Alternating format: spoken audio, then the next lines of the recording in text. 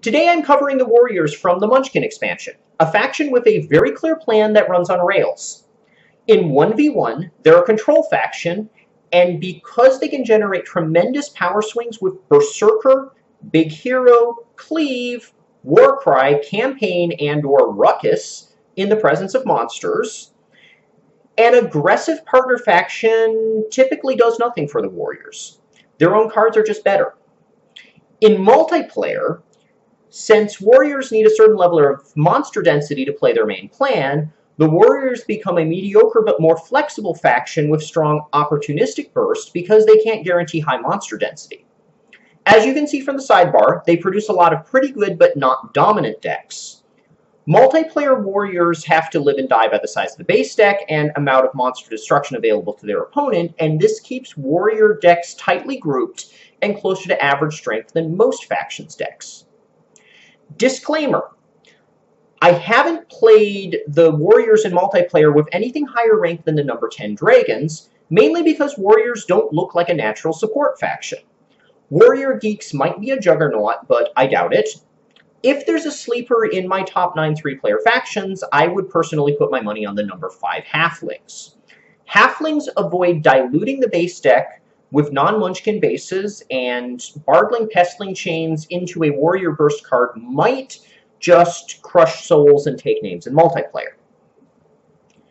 Since the Warriors' plan isn't consistent in multiplayer, aggressive partner factions work fine as an insurance policy, whereas they wouldn't do anything for the Warriors in a 2-player game.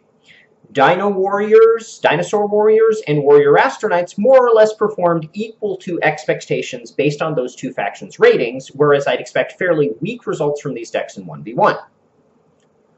For drafting purposes, this means that unless you pick a totally broken partner faction, you pick a totally useless partner faction, you play Orc Warriors in 1v1, which I'll talk about later, you pick something like Star Roamers with a conflicting plan to the Warriors' plan, which doesn't work, or you pick Steampunk or Apes with the Warriors, and the Warriors introduce the Treasure deck to help your opponents counter your enchantment-based faction via Dungeon Rulebook and Potion of Paralysis.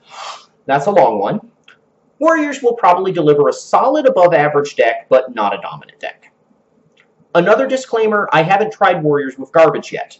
They might do a pretty good job of carrying Innsmouth Tricksters or Giant Ants in 1v1, or of carrying Cthulhu in multiplayer, or they might not. I would give them better odds of carrying garbage in 1v1 than multiplayer, because all 3 of those bottom 3 factions in 1v1 seem like they might bring something useful to the Warriors' plan.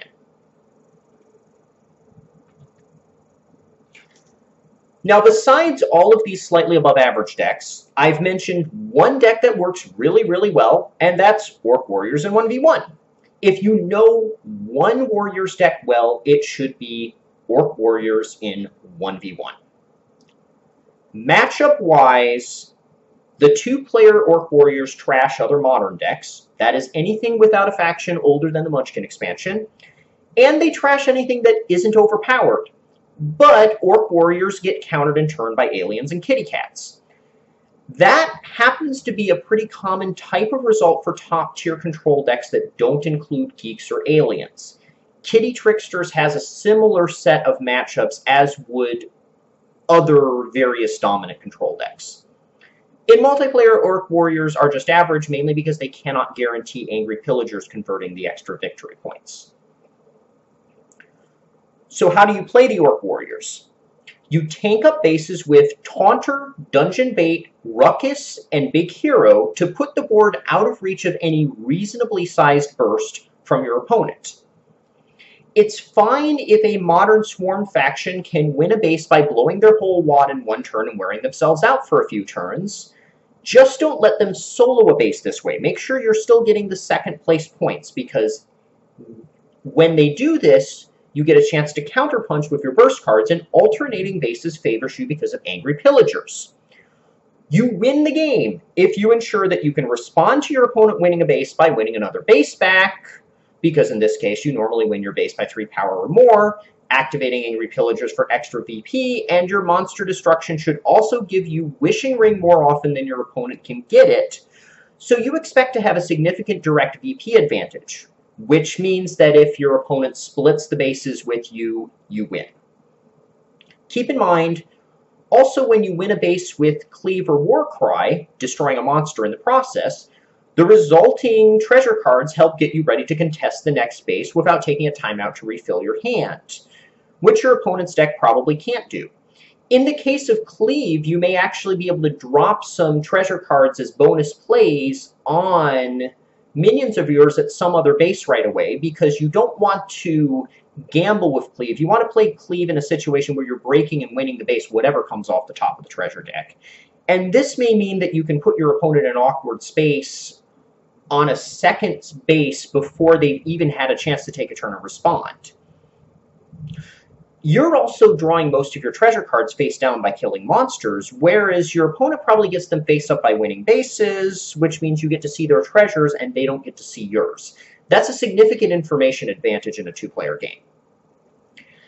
Now, I should also describe some specific threats the Orc Warriors may face that will give you trouble, especially if you don't know how to handle them. Rock stars, teddy bears, and other modern swarm factions. These factions typically just trade bases and lose the game to angry pillagers. There really is very little they can do against the default Orc Warrior strategy beyond one square deal per game if they're playing teddy bears. Rock stars look incredibly scary on paper, and the first few times you play against them, but they tend to lose their teeth once the game slows down to the point where they struggle to find room in their hand for groupies. Rock stars with no hand size limit would be able to reliably crack Orc Warriors' defense more bases than not, but Smash Up has a hand size limit, and Rock stars can't get that good a 10 card hand that they can refill quickly. Dragons are a little scarier. They drop Imperial Dragon, play a whole bunch of negative VP with card draws off Imperial Dragon, and if this minus VP works, you're gonna lose, because they have more of it than the Orcs have positive VP. Fortunately, it's hard to build a Dragons deck that can reasonably contest bases against Orc Warriors, because the Orc Warriors are pretty strong on the board beyond just their Angry Pillagers VP I keep talking about. And make sure that your Dragons deck can also contest the treasure deck against a Warriors deck. This in turn lets Orc Warriors dig in the treasure deck for Potion of Paralysis. You may have to strategically play monsters away from Imperial Dragons to get there before you drown in ruins. You need Potion of Paralysis, but once you get it, you win the direct VP battle by canceling Ruins and Great Worm with one card. Ouch. Dragons still pose a threat, but once you're winning the direct VP advantage, they're going to need to win the majority of bases, and the Dragons faction itself isn't all that great at winning bases.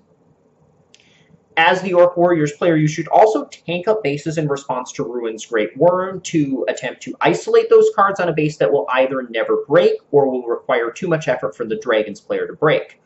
Whereas if you're playing this matchup from the side of whichever Dragons deck you're playing against the Orc Warriors, you need to be very careful that you don't drop Ruins or Great Worm somewhere where your Orc Warriors opponent can just make that base irrelevant via monster drops and give you a Ruins or Great Worm that you can never get back into play because it never hits your discard pile.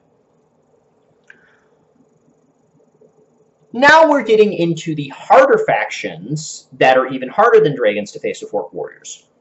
If you're facing robots with Orc Warriors, you're going to need to tank up less than you would against most decks, because no amount of tanking will survive a gigantic Microbot Alpha Burst, and this will happen naturally as a result of tanking up less because you do more killing monsters than playing them. Dig for Potion of Paralysis, because if you cancel Microbot Alpha with Potion of Paralysis, the robots are going to have a hard time having enough power to win a base after you play that special on them. So dig for the potion, hope to knock them out cold with it. Similar to how you try to knock dragons out cold with Potion of Paralysis. Aliens actually just refute your entire strategy. you're going to want to use Topper, Chopper, Sword Lord, and kill every monster in sight to pretend to be a rush deck. Unfortunately, the aliens do just fine against rush decks. You need to hope they have a lousy partner or a brick draw, and you're probably still dead. Kitty cats aren't as strong as aliens, but they will vacuum up monsters at an alarming rate, and kitty cats will try to steal all your minions at a base for a knockout blow. This idea of them stealing all of their opponent's minions at a base to deny their opponent's second place points is why they are the weakest of the big four factions in 1v1, rather than a normal faction in the Brat Pack below that. The best advice I can give you against kitty cats of Orc Warriors is to try to get your minions to 4 and 6 power breakpoints, because if you can get your Berserker to 4 power, you'll have 9 different minions at 4 power or higher, and 4 power minions require either the specific card Cat's Paw or 2 different cards for the kitty cats to steal. And if you can get Star Player to 6 power via getting 2 monsters to die on the same base as your Star Player, this requires at least 2 cards for the kitty cats to steal it, one of which is usually going to be Cat's Paw. So if you can get to these breakpoints, you can feel reasonably certain that you're at least getting your second place points. The trick is it's hard to manage getting to these breakpoints and still playing a game of Smash Up and trying to win most of the bases. So kitty cats will have an advantage, but you can at least fight back against their attempts to knock you out in one play. That's all the Warriors notes I have for today. I hope you enjoyed this video, and happy smashing!